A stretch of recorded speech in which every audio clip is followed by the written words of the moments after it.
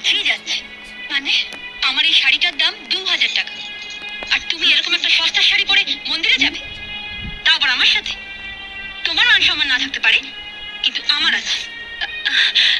ও এই কথা, তুই দাঁড়া, আমি এক্ষুনি শাড়িটা বদলে আসি। এটা ধর।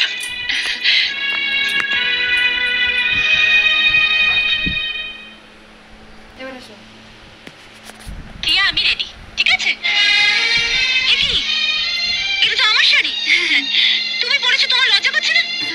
বলো, দামি শাড়ি পরার যখন অতই সব, নিজের বরকে বলো না কিনে দিতে।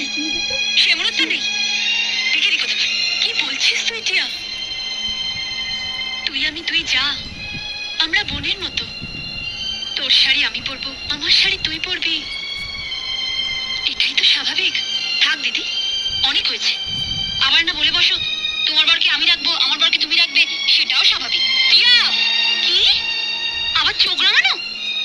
হলো হলো বলছি আমার শাড়ি।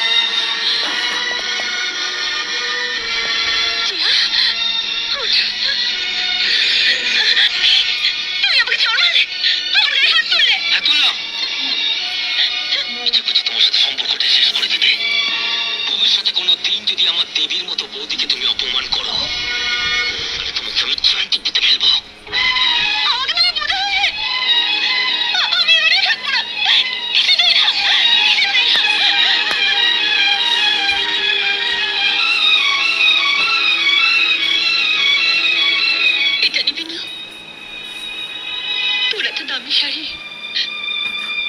যাচ্ছিস চাটিয়া, কিন্তু একটা কথা মনে রাখিস, শাড়ির চেয়ে অনেক বেশি দামি স্বামী। তার দামে হিসেব করতে গিয়ে নিজের সংসারটাকে ভেঙে ফেলিস না।